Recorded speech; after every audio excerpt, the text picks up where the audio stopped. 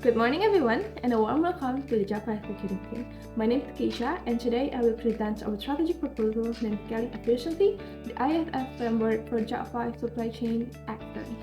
Today we are not just talking about theory, we are here to discuss how Jobpa can turn operational vulnerabilities into massive competitive advantages by combining supply chain precision with corporate diplomacy. As Jobpa rapidly evolves from a domestic leader into a global multinational corporation, we face a complex strategic landscape. We are operating at a tight intersection where national food sovereignty meets strict operational efficiency. Externally, our biggest challenge is managing global supply chain volatility, specifically the constant inflation of animal feed prices, which directly threatens our core profit stability if left unchecked. Jobpa's ultimate weapon is its vertical integration model, commanding everything from upstream feed and breeding to downstream food processing under household names like So Good. But here is the internal gap. Management inefficiencies and feed cost pressures are triggering overcapacity risks. This upstream congestion creates a domino effect, flooding our warehouses, delaying our final mile logistics, and directly threatening livestock quality before it even reaches the market. To solve this implementation gap structurally, our methodology maps out the entire ecosystem. We isolate upstream production standards and downstream archipelago distribution challenges. By running this data through Porter's 5 forces and diamond theory, we realign Jobpa's business model canvas. The goal is clear: restructuring our cost structures against live revenue streams, minimizing financial leakages, and securing a bulletproof strategy for regional expansion. Looking at our home base advantage through Porter's diamond, Indonesia gives Jobpa incredible leverage. We source 65% of our poultry feed ingredients locally and utilize the Indian River breed, which is perfectly adapted to tropical climates. Within our global production network, our Jakarta headquarters drives a highly centralized one-unit standard for trade biosecurity, while core subsidiaries like PT Ciomas, Adi Satwa, and Faxindo operate dynamically as autonomous profit centers to capture local demand. This scale is exactly why PT Jobpa Confeed Indonesia heavily dominates the national upstream sector. We back our operations with massive hard assets: 15 feed mills, 79 breeding farms, and 30 hatcheries. Because we leverage centralized procurement, we successfully cut out multi-layered middleman markets. This direct internal supply flow gives Jobpa a massive cost shield that non-integrated independent competitors simply cannot match. Our financial foundation is massive, pulling in over 60.7 trillion Indonesian rupiah in net sales in Indonesia, powered by 100% closed-house farm setup. But look at how we manage our host countries.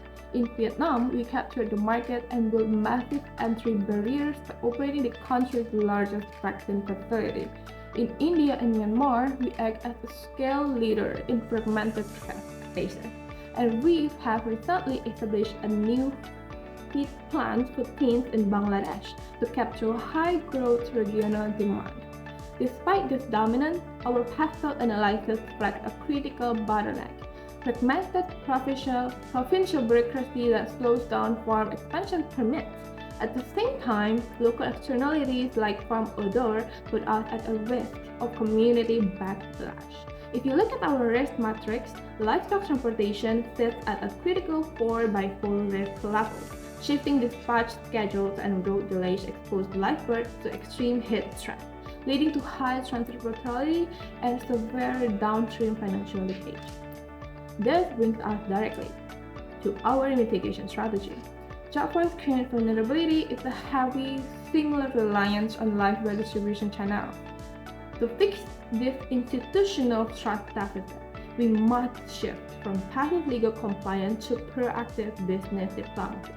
By integrating and opening up transparent ESG data on animal welfare and waste management, we don't just solve local friction, we actively protect Jobpa's social license to operate and secure long-term credibility with global investors.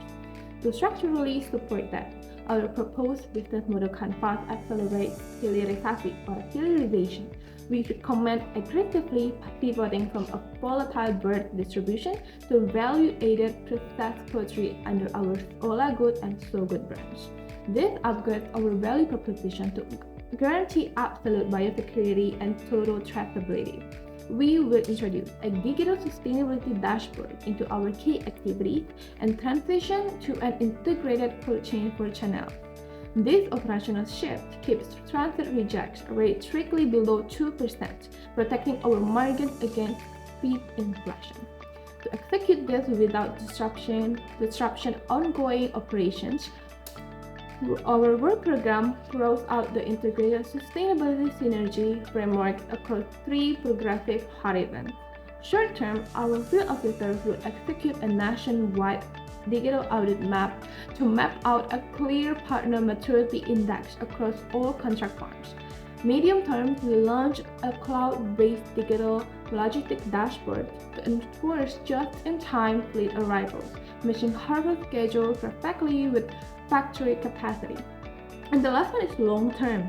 This traceable data creates an undeniable evidence-based ESG branding to bypass international trade barriers seamlessly. Let's look at the exact mechanism of our 3 core initiatives. First is the Ready to Transit certification, which deploys a digital health checklist across our network of over 8,700 contract farmers before any truck leaves the gate. Second, the just-in-time logistics dashboard synchronizes fleet tracking with processing plants in real time, completely eliminating idle highway waiting times and reducing livestock stress. Lastly, our digital ESG reporting platform upgrades Jaffa from static paper reporting to live, investor-ready data transparency. Our implementation roadmap is strictly planned from June 2026 to December 2027. We launched Phase 1 this June to audit current transit value leakages and map partner readiness. Phase 2 runs from September to December 2026 to pilot our dashboard prototype and test new handover SOPs. By the first half of 2027, Phase 3 executes the full scale up to push transit mortality below the 2% benchmark. And finally, Phase 4 stabilizes operations and opens up data-driven global investor briefings. To ensure corporate accountability, we hold this framework to strict quantitative KPIs. Operationally, we will reduce Jaffa's average feed conversion ratio from 1.55 to 1.48 within 12 months and cut transit mortality down from 2.1% to less than 1.2%. In terms of diplomacy, we target a 95% community grievance resolution rate to close transparency gaps. Financially, these efficiencies will deliver a direct 8% to 10% annual reduction in our total logistics and distribution costs.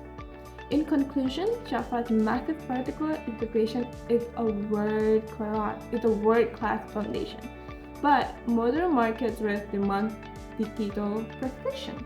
The IFF framework bridges the gap between operational output and corporate diplomacy by turning supply chain transparency into a strategic asset.